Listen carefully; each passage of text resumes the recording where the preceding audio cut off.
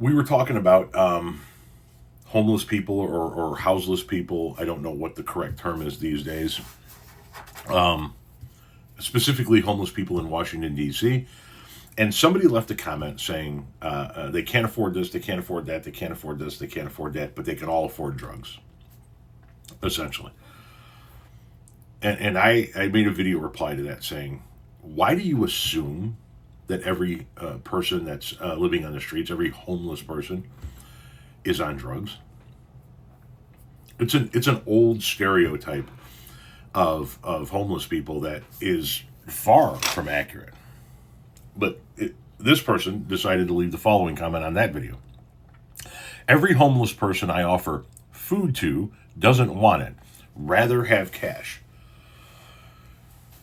And that proves what? That they're all on drugs? You do know you can't get a hotel for the night with a slice of pizza or a Whopper, right? You do know that you can't buy a coat to wear in the wintertime with a Big Mac or some chicken nuggets. Listen, there are people that are living on the streets that are drug addicts. No doubt about it. There are also people that are living on the street that have mental health issues. No doubt about it. And then there are people that are living on the streets because they lost everything and that's the only option they have.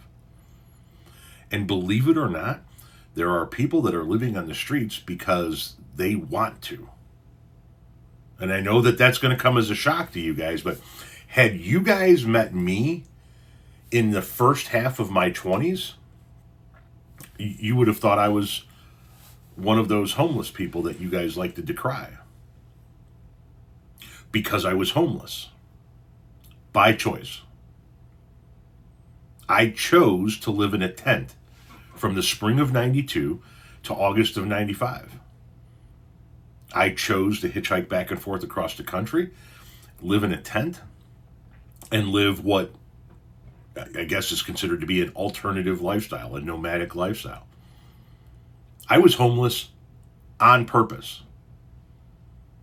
And so if you came up to me as a homeless person and offered me food, I might not want your food. I might not want what you're offering. I might not want to take that. But to you, that must equate to what? They're all on drugs? Because that's what we were talking about in the video, so that's what you're insinuating, right?